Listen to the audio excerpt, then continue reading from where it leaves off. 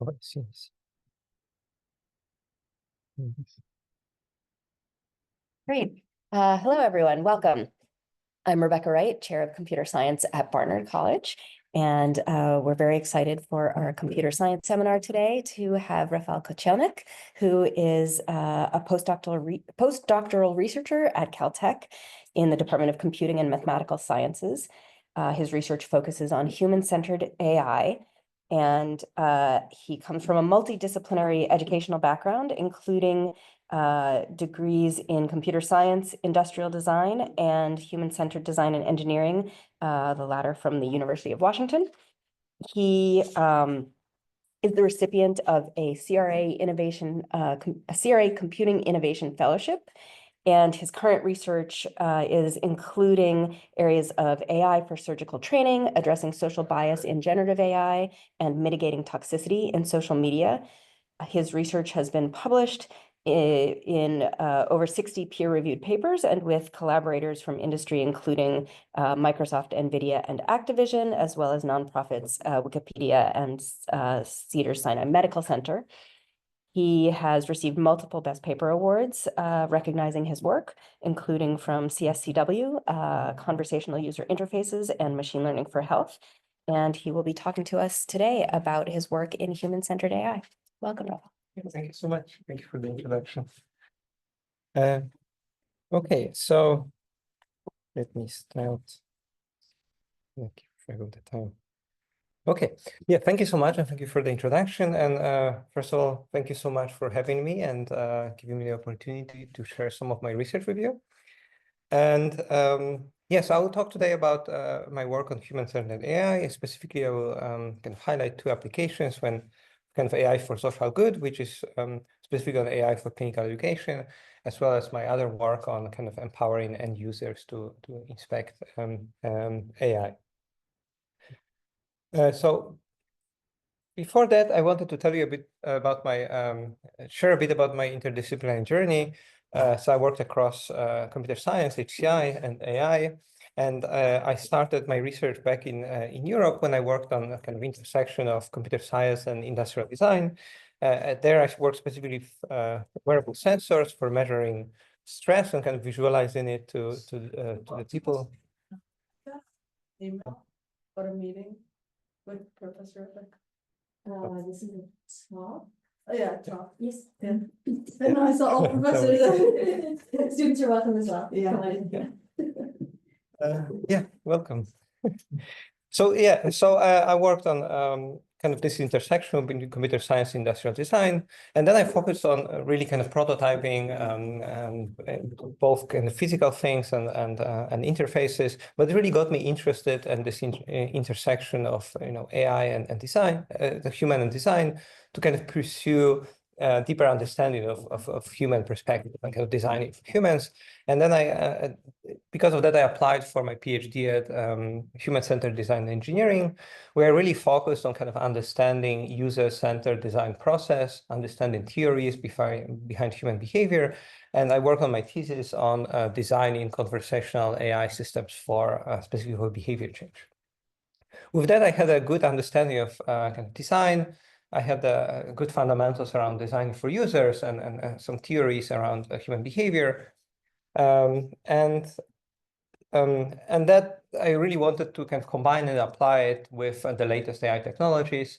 And I applied and received a Computing Innovation Fellowship, and I moved to Caltech to essentially continue some of my work on behavior change in application kind of to clinical education, and also trying to bring explainability to AI systems. Okay, so the two big areas of my research are essentially AI for social good, and building AI with end user perspective in mind. The other big area is also end user inspection of AI, so kind of understanding, helping users understand the limitations, capabilities of AI systems. So first, I want to tell you about this first big area of mine, which is AI for social good. And under this work, I have a number of themes that I focused on. Specifically, I worked on AI for supporting productivity, so things like human AI collaboration for qualitative coding, kind of helping people analyze big data, and then human AI, hybrid scheduling agents, so helping people be more productive. The other big area that I focused really in my PhD on was on conversational agents for behavior change. And there I worked specifically on designing agents for interviewing people, specifically vulnerable populations, and kind of for social needs screening, but also building conversational agents for supporting reflection and kind of self-learning purposes. And my latest area, kind of continuing this work specifically at Caltech, was on multimodal AI for clinical education. And there I worked on AI-based surgical feedback, kind of having AI systems help surgeons become more skilled, but also understanding what's the current practice around surgery and how to better educate surgeons. And that's specifically the work in this area that I'm going to talk about today. So these are some of our latest work that we published in Nature Digital Medicine. And one, it's on human AI collaboration for unsupervised categorization of large surgical feedback. And there are two things I want to highlight here. First of all, this is the work that has been done in collaboration between AI researchers and strong involvement of clinicians and surgeons from Cedars-Sinai Medical Center, as well as Cornell Medicine and USC Medicine. And the other aspect I want to highlight is I actually going to use these icons of the graduation hat for designating kind of undergraduate students that really helped with this work in meaningful way, and they're co-authors of this work as well. And in this case, these were actually residents and fellows from a medical school, and both Ellie and team really helped with understanding kind of clinical context of things here, and Everett really helped with bringing clinicians and doing human evaluation. So there were substantial contributions from them to this work.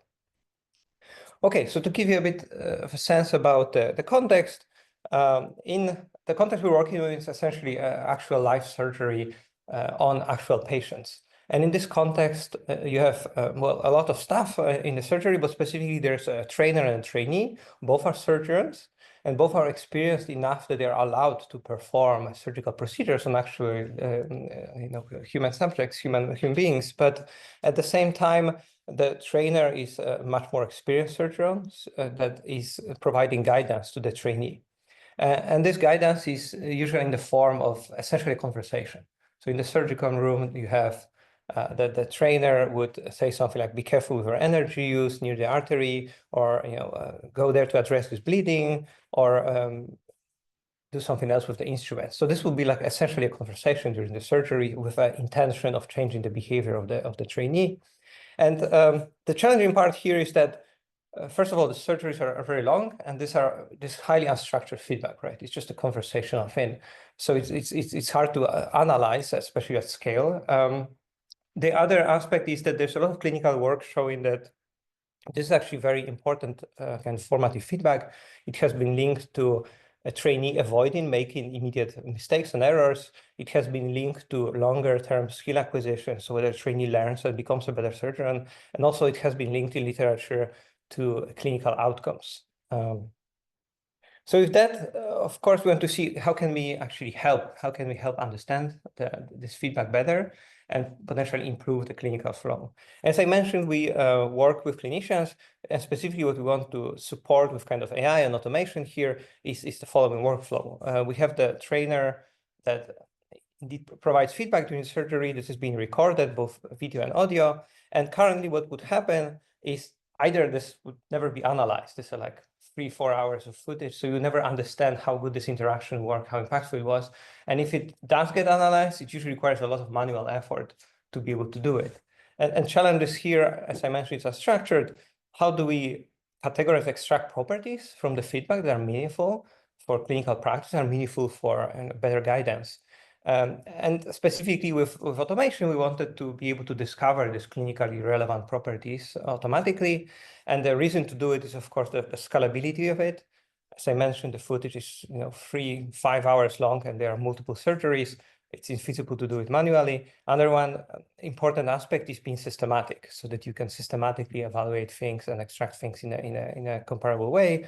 And specifically, why discovery? Why not just, for example, classifying something? Is specifically because We want to be able to adapt to different clinical settings. We want to be able to adapt, for example, to different workflows. But having worked with clinicians and having applied work, the important part is that, you know, in order for clinicians to adopt anything like that, they need to be able to interpret what's happening. Whatever systems we provide them, they need to be able to understand them. And the other part is that they have a lot of clinical knowledge, and their ability to control or at least inject their clinical knowledge is crucially important. Okay, so with this, the contributions, just highlighting at the front, the contributions of this work is in the application area. When we provide, I think it's the first work to kind of automatically discover clinically meaningful classification scheme for surgical feedback. On the method side, we introduced an additional step, kind of combining unsupervised discovery and human feedback with human AI topic refinement, when the clinicians can inject the clinical knowledge. And on the broader impact side, this work kind of supports trainers directly with, for example, potentially like a feedback dashboard that I will show you in a moment.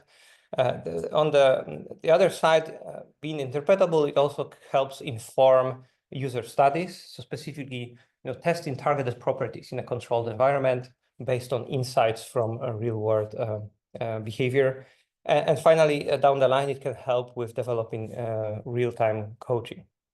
So to the first point of the broader impact, I wanted to, well, first a quick warning, I will show some real surgery footage. It is minimized, but I'm warning you, it will give you a bit of context, but it's also might be a bit graphic. So the first point of broader impact I want to show you about is that our methods enable, for example, creating a dashboard like this, that for example, on the left side, you see the categorization of feedback that is being delivered during live surgery. And these are things like, for example, bleeding, sweeping techniques, or cutting, clipping. All of these are clinically meaningful categories.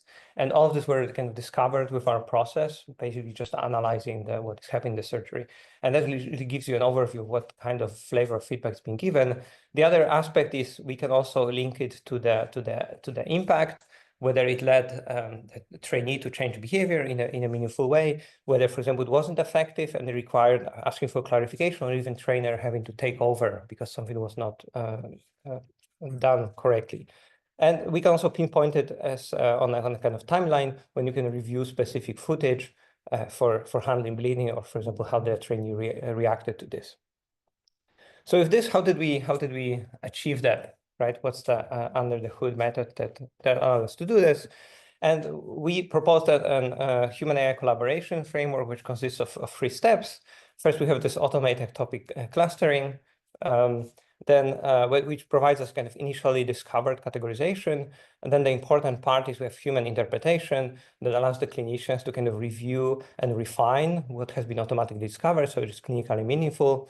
And we apply this refinement in an automated way to create a final set of kind of categorization. So let me tell you about the steps in more detail. First, the automated clustering. We actually we adapted some of the existing methods. Specifically, there's a bare topic flow which combines multiple aspects, and let me walk you through it. So you start with a feedback text that is transcribed from actual surgery. So this would be these like phrases, for example, these are real phrases that trainers would use. And then the important part, we encode them into a numerical representation. And this representation essentially captures the meaning of the sentence without relying on words. It extracts meaning behind the words and behind whole sentences. And we use a pre-trained representations from language model for that. That allows us to compare different feedback instances in terms of meaning and group them together. So we project them in the second step into a kind of similarity projection. And then after this, we can also discover clusters, like what kind of feedback instances are grouped together in a meaningful way. And in the final step, of course, the important part is, and the challenging part with any unsupervised things is, how do you interpret this, right?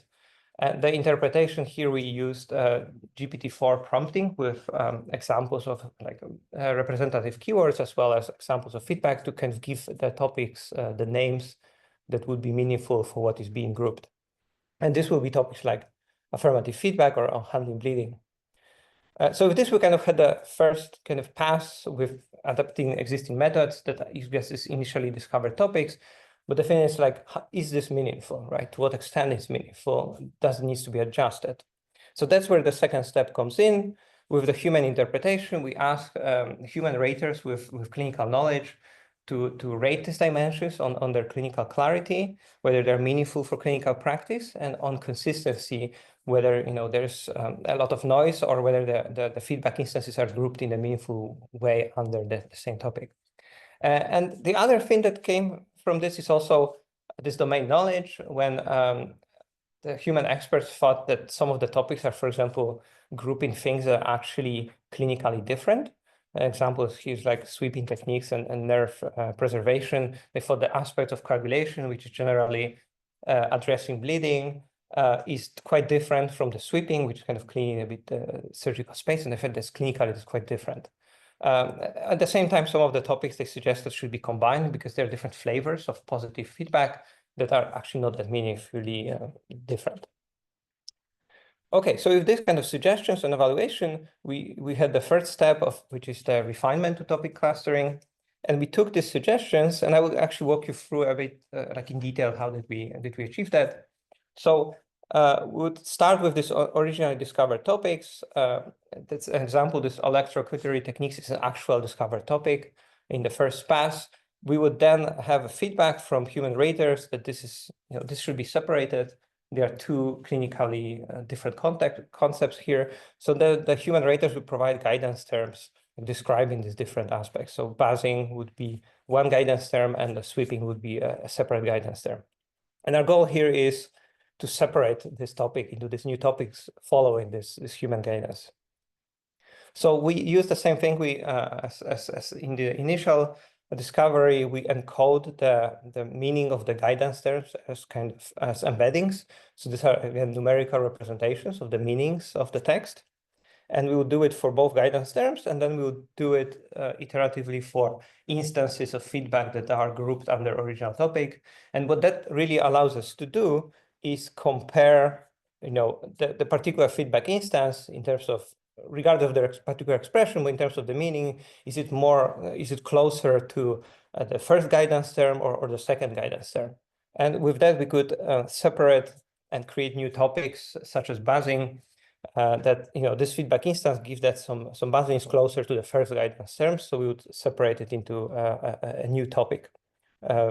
And similarly, we would do it for all the instances under this topic, and we'll create this kind of new topics that came up with they're aligned with the human guidance. So yeah, so we would do it over all these feedback instances, and then of course this is just an example of one topic that got split by this human guidance, but on the larger scale, that did happen to many different topics. So this is an example in another topic like sweeping and nerve preservation, when you would have another aspect that needed to be separated. Now, the interesting part here is that after the splitting, you would have, for example, sweeping in this case that is distributed, separated into different topics, but it actually means the same thing. So we have this merging phase when we'll group them back together, and then we'll give it a new naming, and this naming was again given automatically by GPT-4 based on the new contents of the topic. So with this process, we had this sequential update rules from human raters, and this involves 7 rules for separating topics into new topics based on human guidance. We have the merging rules, which we combine different aspects, and then approval ones, which is essentially just approving the initial topics that were discovered because they were good enough and sufficient for clinical practice. Okay, so first set of results from this. Okay, how meaningful are these topics after this process, right? We have some sense that they are meaningful, but specifically we show that according to clinicians, the top scoring topics such as handling and positioning of tissue or a layer depth assessment and correction, were all very clinically meaningful for the practice, and they could really interpret what they mean.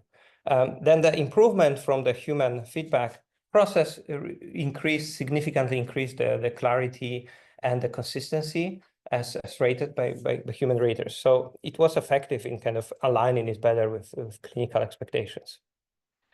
Now, another important result from this is, okay, well, we discovered this clinically meaningful categorization, but is it useful for practice in terms of, do we learn anything about connection between this and trainee behavior, right? That's what we care about, like some outcomes. So what you can see here is essentially the association of the topics on the left side, and the kind of vertical, you can see different topics that were discovered as a result of our process and how associated they are with likelihood of trainee changing behavior. And at the top, you see that they are ordered by the most associated and the least associated. And the very top, but you can see there's the topic around handling bleeding.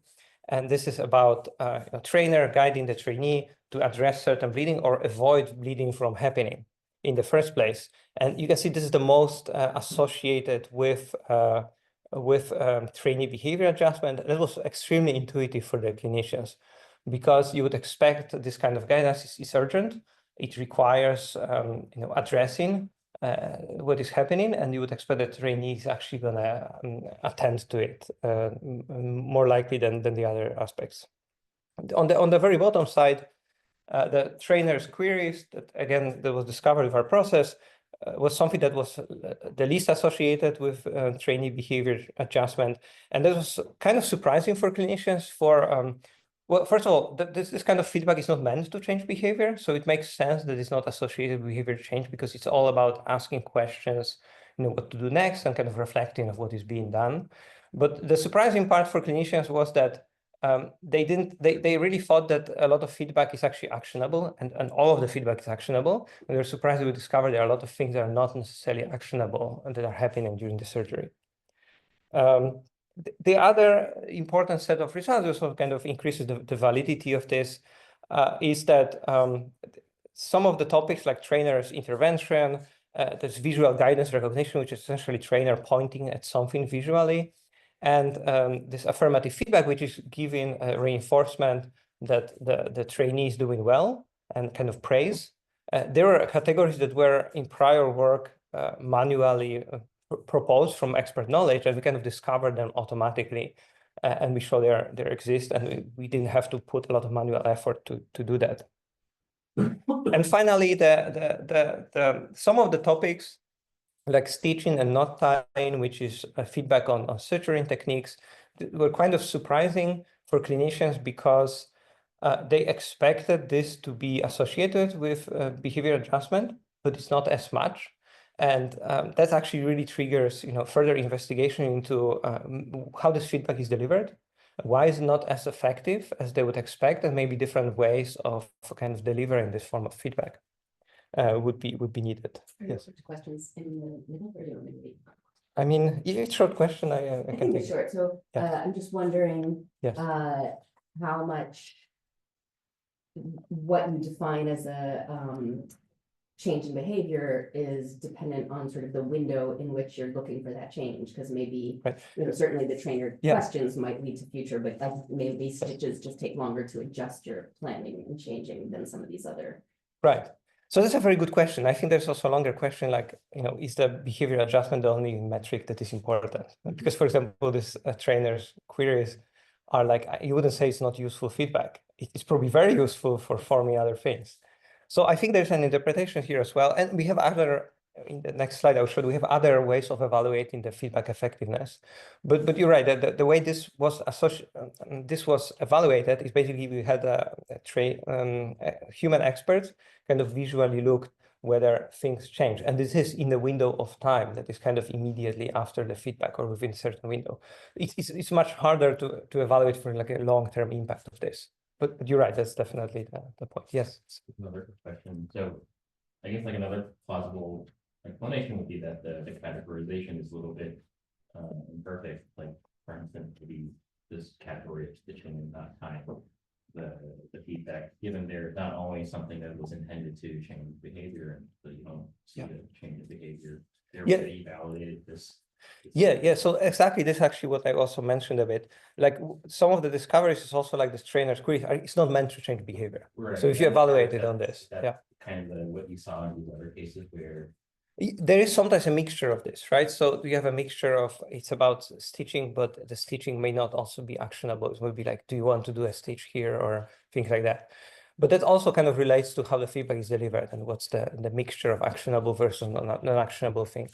But I agree with you, there is definitely some kind of, there's a mixture of like what is expected from this, but it still gives you a meaningful categorization and kind of a trigger to dive into the categories to see what individual, because you can bring it back all the way to individual feedback cases.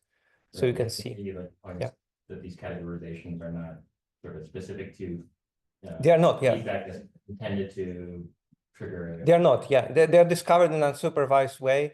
You can have the other that, for example, you can train a model to predict things and you can go back and see what was predictive. And that will be specifically meaningful for this. But there's actually a reason we did it like that. Because we didn't want, we know that any outcomes are imperfect in a way, and we don't want to associate, we don't want to make a claim that, for example, this feedback and behavior change is the only useful metric, right? So grouping these natural things that happen with the data without knowing necessarily outcomes, it kind of gives you this original grouping. If you come up with other way of evaluating feedback, these categories, they still find natural clusters in the data. So there is an intentionality here to that extent. But yeah, I hope it answered that. Okay. So the first set of results is also, I think, also quite interesting. So I showed you like they are meaningful. They are, you can associate it with the feedback. But the another thing is, in prior work, as I mentioned, there was a manual effort done to kind of come up with categorization, and also manually categorize feedback. And we wanted to compare it competitively against the very recent manual categorization, fully manual categorization and annotation that clinicians published in one of the prime medical journals.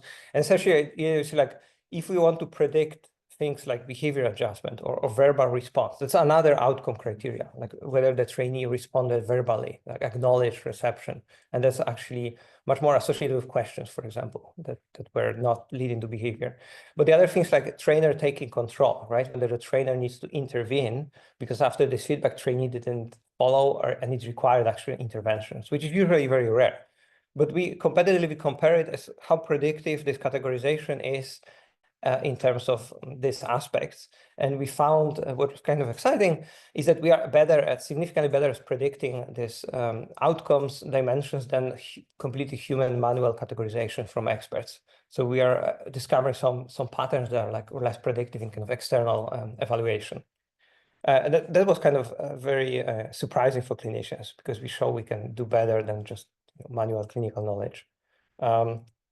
Okay, so with this, in conclusion, we provide a scalable analysis of surgical feedback for education purposes.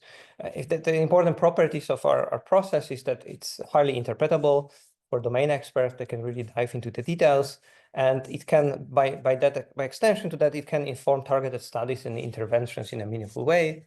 And finally, while a process is, we applied it to specific clinical and surgical feedback, it's actually not beholden just to that. We can apply it to any educational setting when the guidance happens through, for example, dialogue. It could be even conversation, between a clinician and the patients, or even other educational setting when you, for example, give guidance to students, and that would be also useful. And zooming out a bit, even in this theme, this is just one work that I showed you about, like that is in the AI-driven assessment and kind of discovery. But we have done other work when, naturally, if you see here, we focus only on the text, but there's a video component to it. And we've done other piece of work when we did combine video and text to assess effectiveness of feedback. On the earlier part of analysis of current practices, we also developed methods that automate categorization based on original categories from human raters. And we also had, we developed methods that essentially reconstruct the whole surgical dialogue.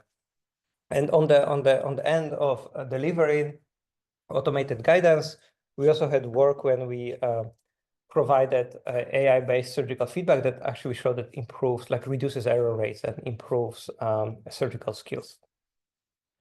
Okay, so with this, give you a flavor of one of my piece of my work in AI for social good, and I want to tell you a bit more about other very important aspect of my work is on end user inspection of AI. And as great as AI is, and as helpful it is for solving practical problems, there are a lot of challenges, and that's specifically what I want to support users with. Okay. So under this end user inspection, I essentially have two themes of work. One is on end user explainability of AI behavior, when my focus is really on explaining like how recommendations are given in real world recommendation systems, and then shaping end user expectations, kind of imperfections of AI, so they can understand when it's likely to fail, and potentially why. And some of the latest piece of my work at Caltech was on social bias and kind of alignment of generative AI with human values. I realized I may be covering some script for some people. Yeah, sorry about that. So I wanted to tell you a bit more about this work here. And in the work around social bias, we focused on building interfaces that are user-friendly and allow for inspection. But we also looked at expanding to diffusion-based multimodal models, and also we dove a bit into debiasing, specifically to kind of make the models less biased. But I really want to talk to you about our work on kind of user interfaces and inspection. So this is the work of Biasless GPT, which is, again, two things I want to emphasize here. First, there's the collaboration between the AI experts from Caltech and also industry involvement. And industry is leading kind of on the AI front, so it's important to have this collaboration. And then another aspect here is, again, involvement of undergraduate students, and this time for students at Caltech, CS students that were I mentored during the summer for undergraduate research. And Vivian helped really with the methods for kind of quantifying bias in this work, and Roy really helped with visualization in the interface. Okay, so the motivation here is that large language models like the older ones like BERT and the GPT-2, but also really the new ones like GPT-4 and ChatGPT that probably everyone uses, are trained on vast amounts of data obtained from sources like Wikipedia, book corpus, but also like common crawl just from the internet. And they are trained with a task of kind of reconstructing text in a sense. If you have a sentence like Paris is and you like cover the word of France, you want the model to learn how to reconstruct the meaningful word here, and that's the masking. And by that, you already know what the correct answer is in a way from the text. You don't need to have human labels. So that's the self-supervised learning, which is very powerful, right? You don't have to have this human involvement. And the other task is, of course, also continuation of the text given some kind of prefix of the sentence, right? So that it's meaningful.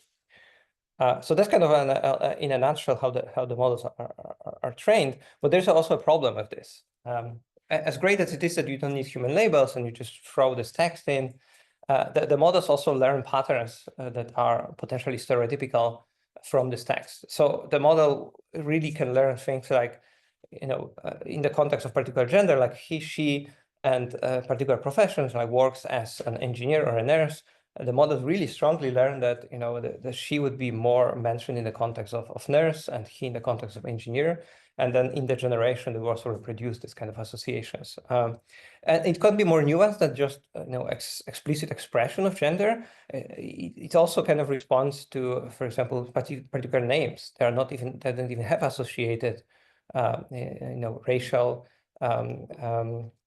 tag, but still they are more frequent in particular associations, and then the model will reproduce this kind of stereotypes. And that's generally one flavor of bias is called stereotyping. And again, it's kind of problematic for various reasons.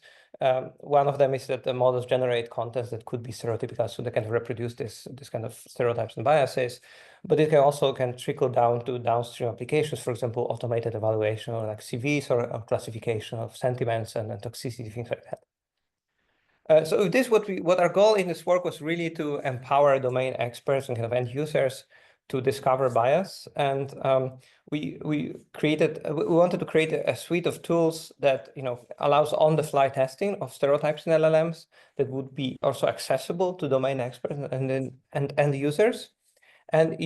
But we also want to support AI engineers in the sense that we want to create structured data set that can later be used for debiasing models. So essentially we want to transfer in some ways, knowledge from people that are more experienced in social science that are probably more suited to judge what are problematic stereotypes in the actual use to AI experts who are probably not as experienced in judging what is problematic stereotype, what is not, but they have the technical expertise to potentially do something about it. Okay, so upfront, the contributions of this work is in the application area. We provided the open source and user tool for kind of user-friendly social bias testing in LLMs. We have the technical contribution when we proposed a framework that leverages generative AI to create large data sets that can be used for testing. I will show you how this works in practice. And on the broader impact side, we created this tool that I mentioned. We lower the testing effort because we can create data sets and we can, again, combine domain knowledge with larger scale data. And we also, down the line, enable debiasing. Actually, we have done a piece of work that also continues this for debiasing purposes. Okay, so the process we have here in terms of our approach, we really have like kind of five stages of our framework. And the first part is the user-centered part, which we have domain experts and the end user interface for our tool.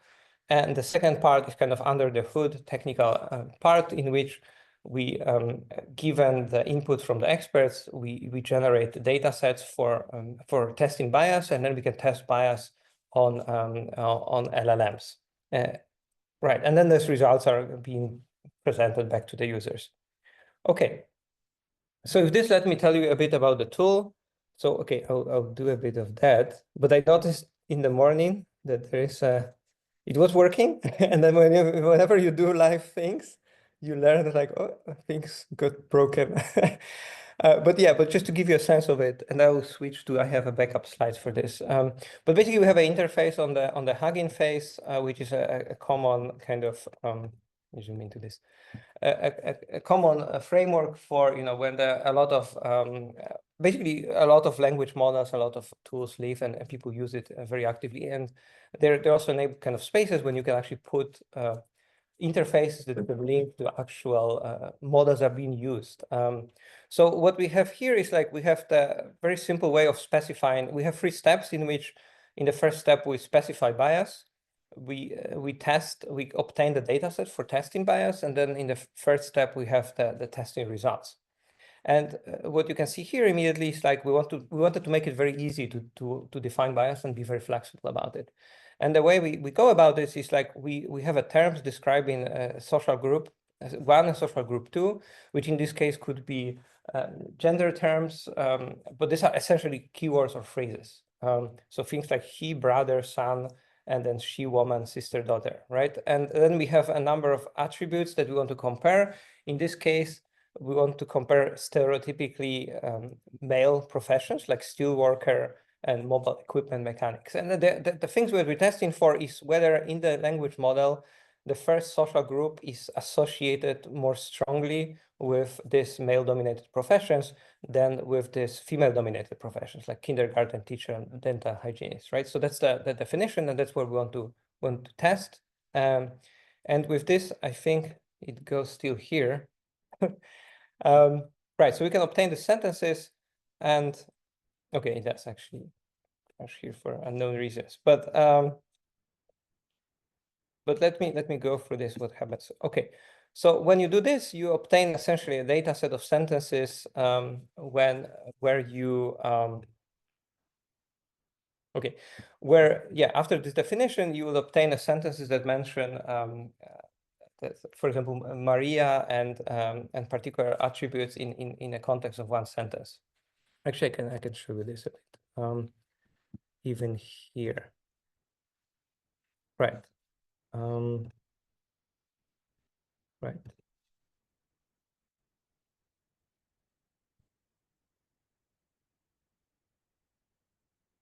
maybe. Sorry about that. Yeah. So, okay. So you do this, and then with these sentences, you can really test whether the model more strongly associate particular social groups with particular attributes. And what you obtain is the stereotype score. And I will go into the details on the technical part of it, so it will become more clear. There's the bias score essentially tells you, what's the percentage of stereotype choices that model makes. So when you have a comparative sentences that mention particular social group in the context of being feisty and curvy, whether the model thinks that Maria or Frank are more probable in this context, right? And that's basically what it tells you. And if you have this, per choices when model randomly chooses that, being feisty can be associated equally likely with Maria and Frank, then you would have like a 50% here, meaning that it equally chooses one or the other version of the sentence. Anything above this, like 61 in this case, means that in 61% of these pairings, it chooses the stereotype version of the association. And that kind of measures kind of more intuitively what the model thinks is more associated based on what it has learned. The other important aspects here is like we have this overall score, but the important aspect for the end users is also to be able to dive deeper into like what are the actual, which attributes are the most stereotypical, and what are actually the sentences that are being tested here. So then we have this kind of breakdown when we have the attribute group, and this will be this essentially the sentences involving the terms from the first group. So this feisty, curvy, and they're ordered by, the colors show you which social group was more probable. So basically all the dark things means that any terms from the first group, so Maria, Adriana would be more probable around being curvy than the alternative from the second social group. Yeah, any questions about this? Yeah. Clarification. So for the end user, can they select the model that is tested? Yes, yeah. If they want to list of like a model and they can choose whichever, or you're just one model? No, so this is GPT large here, right? When I'm showing the screenshot, essentially you can select any model from. That's why we put it on Hugging Face, because Hugging Face has all the models, and all the models have the same way of. So as long as it's open and we have open in the sense that we can get probabilities from what is being generated, that we can test it. There's of course computational resources, like if you load very big model, you have a problem. But it's computational problems, the fundamental problem, we cannot test it. All the models will have probabilities of what they produce. And what we're really testing is like, if you have a sentence, I think I show also the sentence here, this is the actual, the important thing is we're not testing just the terms in isolation, we create the actual sentences, like Stephen with, for example, his curve, he very confidently walked into the room, right? And you have a comparison whether Stephen or Alma in this pairing, which one is more probable, right? And the term is mentioned here. So we actually test real sentences, and the part is we generate the sentences. And so we test it in context, not just keywords. Keywords are just for the guidance. Okay. Right. So the other aspects that we have in the tool, we have this predefined custom biases that they are informed by prior work. So they're already pre-filled and pre-generated for testing. But we also, like, I think the other important thing is the second part, when we can actually use generative LLM like GPT-4 in a guided way, and I will dive into details on this, to actually create new data sets flexibly. You can inject it and you can ask it to generate sentences. You can use any generator in a sense. And finally, we have this multi-level visualization where we have this overall score, but we have this breakdown when you can really hover over individual sentences and see, in this particular sentence, which version did the model think is more probable. Okay. So yeah, so let me actually go under the hood. You get a bit of a sense of how it looks on the interface side, but how do we actually do it on the technical side? And I think it's going to clarify some of the things I couldn't show. Okay, so the bias framework, as I mentioned, we start with this definition of social groups and terms, right? And we take these terms, and basically what we do is and they're very flexible. You can enter whatever you want there. We prompt the generative model to create a pairing when we write a sentence when you connect he and science, and that produces things like he's very good at science or my daughter writes poetry.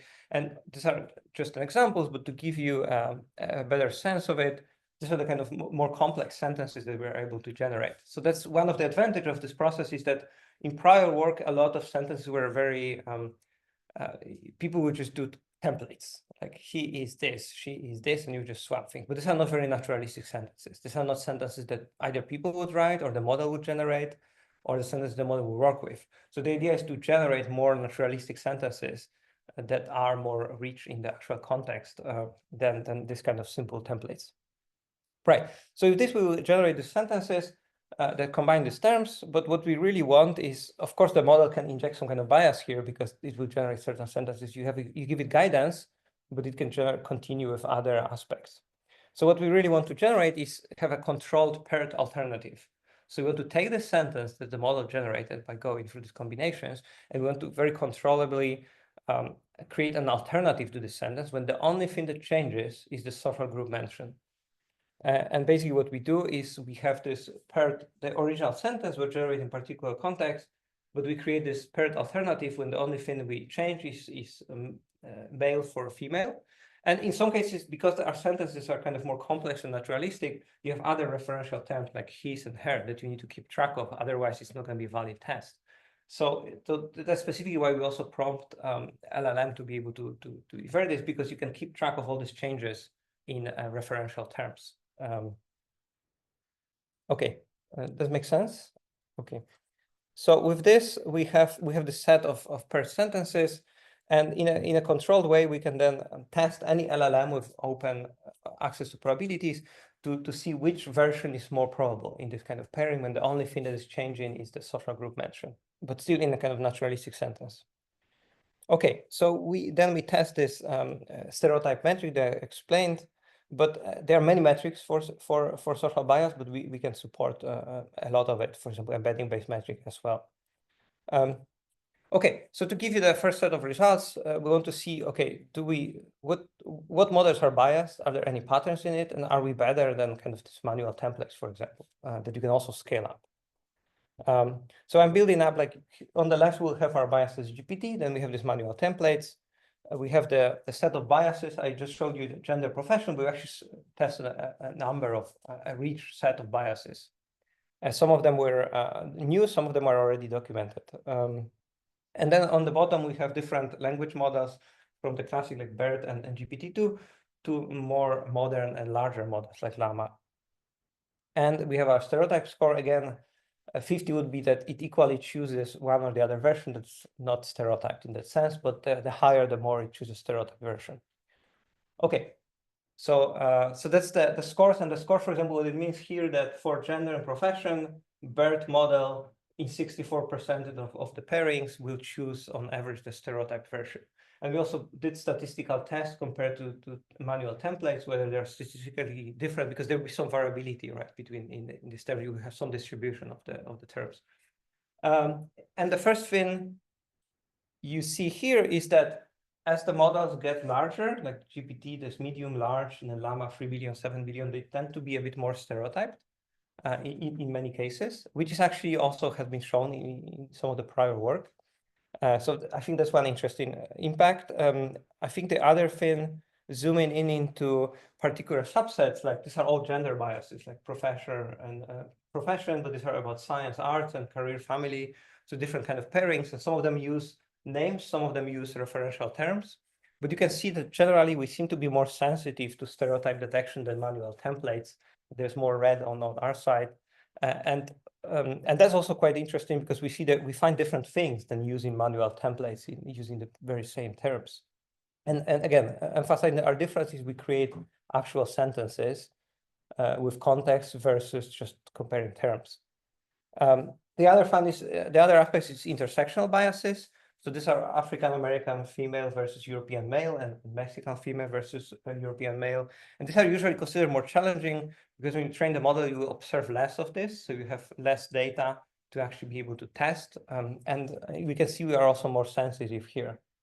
So why is that the case, right? The fact that we're more sensitive, we show more bias, doesn't mean this is true. And to what extent it's true. And bias is also tricky because you don't necessarily have a ground truth for for the model, or the ground truth could be human bias, but that's not necessarily always also meaningful. So we dove deeper into some of the examples of this, and if you look specifically on the differences, if you look at the manual templates, so things like, and this literally things used in a lot of work, like he likes, like brother or sister likes physics, for example, right? And this is very controlled. And you would see that in this case, it doesn't look like it's stereotyped. The model is stereotyped, it's GPT-2 medium because it would choose more likely the anti-stereotype version. But we can see in our sentences, we generate sentences in the context of, in this case, college and university and majoring in physics. So we create a different context under the same bias, under which you will see the model is actually biased. It's biased in the context of mentioning physics and gender in the context of education. So we can discover this context. And why is this meaningful? It's meaningful because this is the tendency, this generated sentences, is the tendency that the model would naturally have to generate certain things. So it would more likely generate sentences around education, given this, than this kind of bleached templates that are controlled, but they are not in distribution for what the model would generate. Okay, so with this also facing our user interface, we wanted to evaluate whether it's meaningful and useful like with end users. And we did evaluation with users representing social science, psychology, and also liberal arts. And we wanted them to really use the tool to test predefined stereotypes, to also define their own stereotypes. And we tested it in terms of usability, whether they are interested in actually being able to test bias with our tool, and whether there's any change in did they learn anything from this process.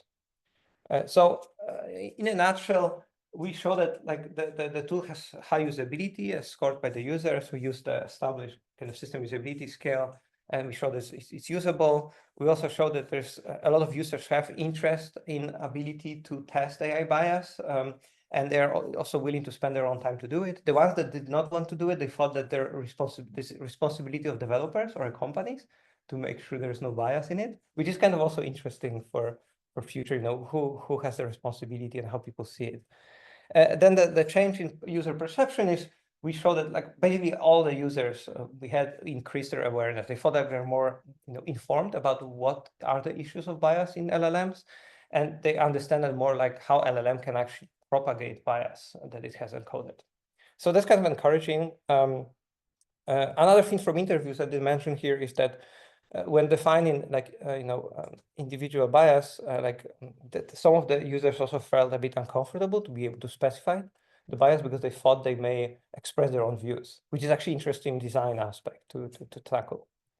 Okay, so with this, I show you these two pieces of work around AI for social good and user inspection of AI, and kind of zooming out really quickly. So I think there are different types of contribution, like the science contributions. I showed you this human AI topic discovery process.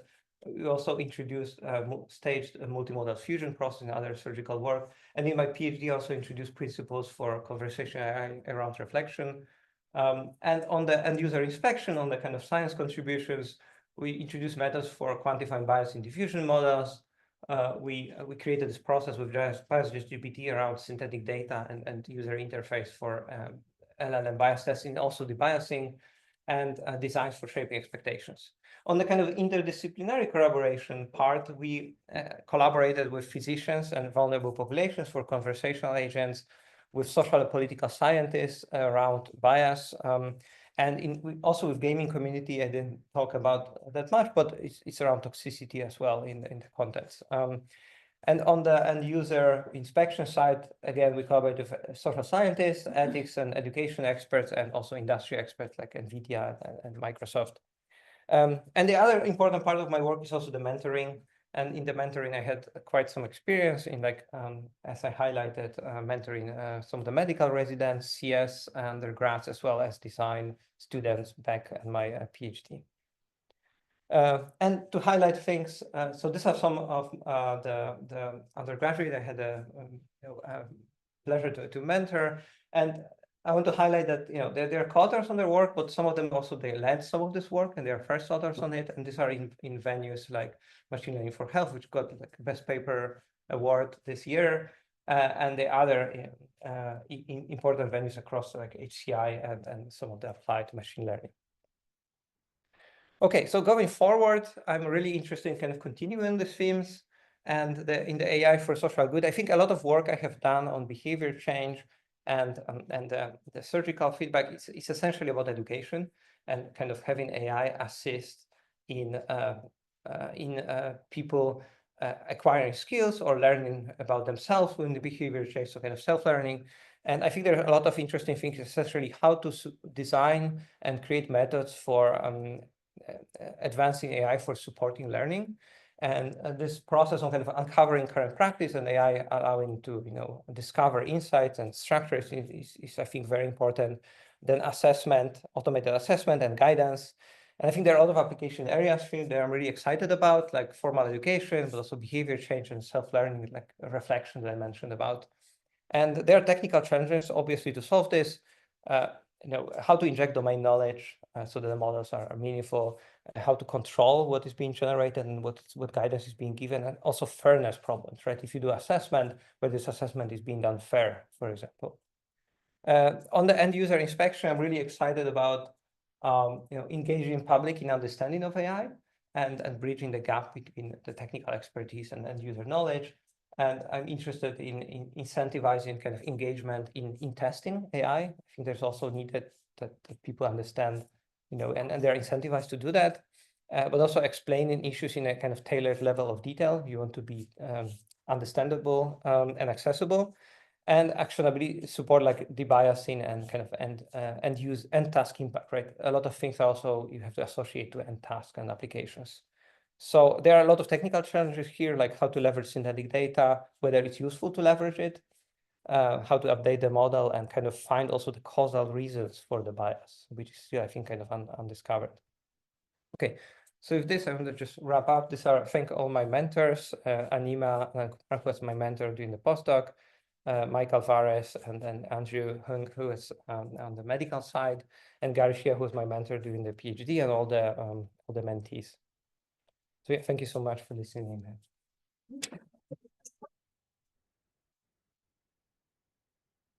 Questions?